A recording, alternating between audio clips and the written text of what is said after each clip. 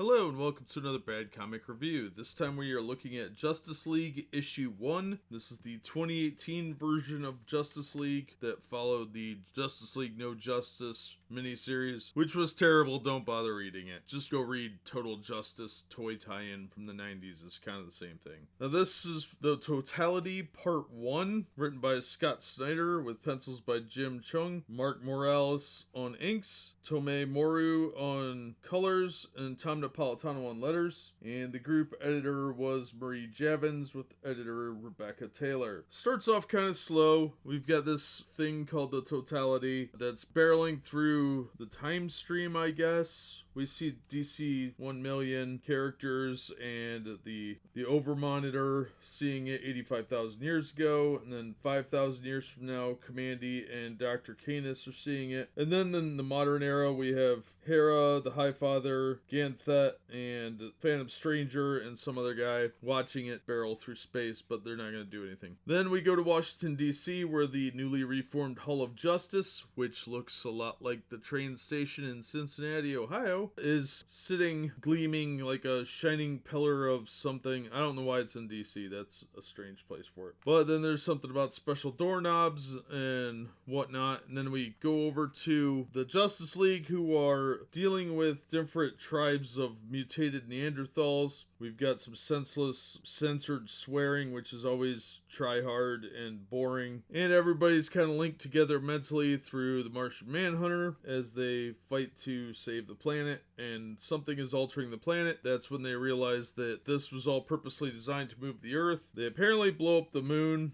They kind of just passively say that. So I guess Chairface Chippendale failed, but the Justice League was there to take out the moon, which is kind of glossed over in the whole thing. And then we find out the Vandal Savage is at the center of this scheme, but then Lex Luthor shows up and freezes him, and we find out that this totality thing is what's coming toward Earth, and Vandal Savage was trying to move the Earth out of its way so it would go right by. And it's symbolized by these three lines, which are seemingly a reference to the symbol they're using for the Hall of Justice, because it comes up again later. Then John Stewart's ready to shoot this totality thing with a small omniversal wormhole encased in 10th metal MacGuffin thing they came up with. It sounds all Star Trek-y. But there's other things afoot, because Vandal Savage, while he is set up early on to be the bad guy, in fact, Luthor has assembled a Legion, which is the Legion of Doom from the old Super Friends cartoon series, which is really cool. We got Gorilla Grodd, we got Sinestro, Joker, Black Manta, Cheetah, and Luthor. And basically, Luthor beats the crap out of Vandal Savage, and we get an image of him strangling the original Starman, which I'm not sure what that's all about, but okay. And then there's this like alien face that Martian Manhunter sees that is probably going to haunt them all. And if you look real closely, the Legion of Doom symbol is an upside down version of the Hall of Justice symbol. Pretty creative, but I think the three lines in the center, they're blue on the Hall of Justice and red on the Legion of Doom, have something to do with this. It's kind of left in a perilous position where this totality thing is striking Earth because they waited too long to make a decision about what to do, and it leads into the next issue. Obviously, this issue started off a little slow, but it really picked up about halfway through. So I was excited to see that because I was about to stop reading it when it finally got into gear. And we get appearances by Hawkman and Adam Strange and a few other supporting characters, Mr. Terrific, etc. And at the back of the book, they have a preview for Teen Titans issue 20. It says new blood, new mission, new attitude. And that means that it's a lot worse because, wow, this book looks awful. There's a bunch of characters I don't care about, and boy, did they have to diversify this up real bad. It looks horrendous. But the Justice League book was good. I recommend it. Not the greatest thing in the world, but definitely a lot stronger than Justice League No Justice, and a much better read. I still don't like the pointless try-hard swearing thing they're trying to wedge into everything. Snyder has a real weird way of doing dialogue where everybody's got to be this like hip, cool, funny guy thing, and it's just kind of annoying. But otherwise, it was a good issue. So I'm going to go ahead and say